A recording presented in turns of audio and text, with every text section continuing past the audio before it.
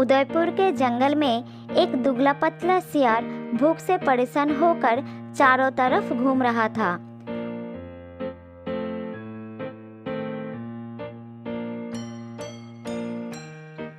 उसे चक्कर आने लगा था। जब चारों तरफ कुछ नहीं नजर आया तो वो एक जगह बैठकर घास खाने लगा। उसी समय एक शेर पास से गुजर रहा था। शेर सियार को घास खाते देखकर उसके पास आया। अरे सियार भाई, ये मैं क्या देख रहा हूँ? तुम ये क्या कर रहे हो? एक मांसाहारी प्राणी होकर घास खा रहे हो? सियार झट से अपनी चाटुकारिता वाला दिमाग चलाया और शेर के सामने सर झुका दिया। महाराज की जय हो। महाराज, वैसे तो आपके राज्य में प्रजा बहुत सुखी है, लेकिन आपका ये दास बहुत दुखी है। मेरे शरीर का ढांचा देखकर आपको अंदाजा लगा सकते हो, भूख के मारे बहुत बुरा हाल है। जब भूख बर्दाश्त नहीं हुई तब घास खाने की नौबत आ गई। अरे रे, ये बात है। ठीक है, तुम चिंता मत करो। मैं अभी शिकार करके तुम्हारे भोजन का प्रबंध करूंगा। सियार मन ही मन बहुत खुश हुआ और शेर की तारीफ करने लगा। उसके बाद वो दोनों जंगल में शिकार ढूंढने निकल गए। थोड़ी दूर जाने के बाद शेर ने देखा एक जंगली भैंस खेत में चर रही थी। उसने मौका देखकर उसे ही अपना शिकार बना दिया।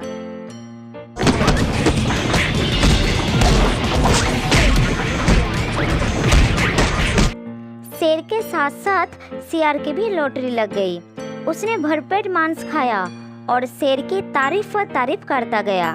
खाना खाने के बाद शेर सियार को लेकर अपनी गुफा में ले आया। शेर अकेला रहता था। उसने सोचा कि इस सियार को साथ में रख लूं तो मेरी सेवा अच्छी तरह से होगा। इधर सियार भी मंत्री बनने का सपना देख चुका था।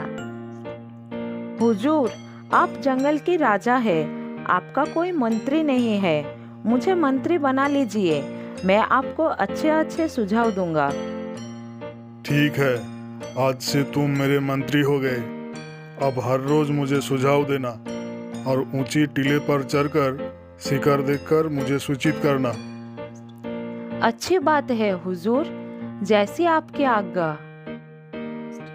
शेर राजा का मंत्री बनकर सियार के तो ठाठ बदल गए। उसे हर दिन शेर के साथ रहने पर ताजा मांस खाने का मौका मिल गया। उसकी तबीयत फिर से सुधरने लगी। वो अब मोटा तगड़ा बन गया। जंगल के दूसरे जानवर उसे डरने लगे। छोटे मोटे जानवर तो उसे देखते ही नतमस्तक हो जाते थे। शेर राजा का मंत्री होने के कारण सब उसे सलाम करते थे। हुजूर, मेरा भी रुतबा बहुत बढ़ गया है। जंगल के सभी जानवर मेरे सामने सर झुकाते हैं। हाँ, ये तो अच्छी बात है। तुम मेरे मंत्री जो हो, तुम्हारा शरीर भी अच्छा खासा तगड़ा हो गया है। अब तो तुम्हारी ही जय जयकार होगी। हुजूर, देखा जाए तो मैं भी किसी राजा से कम नहीं लगता हूँ। आपका क्या विचार है? अब तो मैं भी आपके जैसा बड़े बड़े शिकार कर सकता हूँ। चालाक शेर समझ गया कि सियार घमंडी बन गया है। उसे लगता है कि सभी जानवर उसकी ताकत के कारण उसे डरते हैं। शेर ने सोचा सियार को वास्तविकता का ज्ञान कराना ही चाहिए। मंत्री महोदय, रोज रोज शिकार करके मैं थक जाता हूँ। तुम सक्षम हो गए हो, इसलिए मैं चाहता हूँ कि मेरी जगह पर शिकार तुम करो।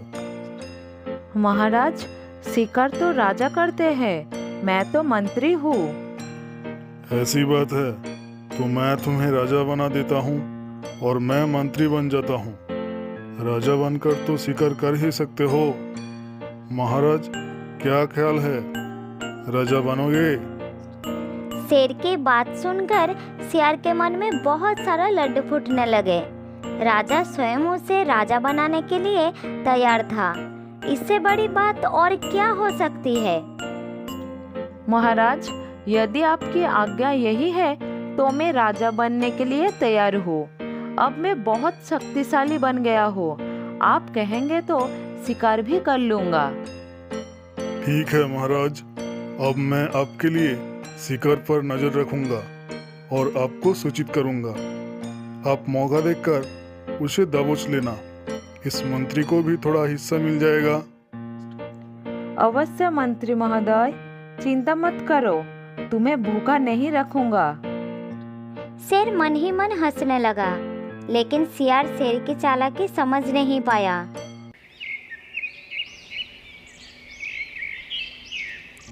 अगले दिन टीले पर चढ़कर शेर ने एक जंगली भैंस को देखा और सियार को आकर बताया।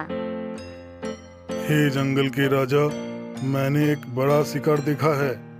महाराज उसका शिकार कीजिए, जिससे सबका कल्याण होगा। शेर की बात सुनकर सियार जल्दी जल्दी उस स्थान पर पहुंचा और भैंस को ध्यान से राजा सियार ने देखा। उसे अपने बल पर बहुत घमंड हो गया था। वो शिकार के करीब पहुंच गया। उसने सोचा, जैसे शेर कूदकर शिकार को मार देता है, वैसे ही मैं उस भैंस को मार दूंगा। महाराज शिकार तैयार है, वार कीजिए, उसे बचकर जाने मत दीजिए। सियार भैंस के ऊपर जैसे ही कूदा, वैसे ही भैंस ने उसे अपने सींग से उठाकर बहुत ऊपर फेंक दिया। जब सियार नीचे आया तो फिर से उठ नहीं पाया। उसका घमंड भी चूर चूर हो गया था।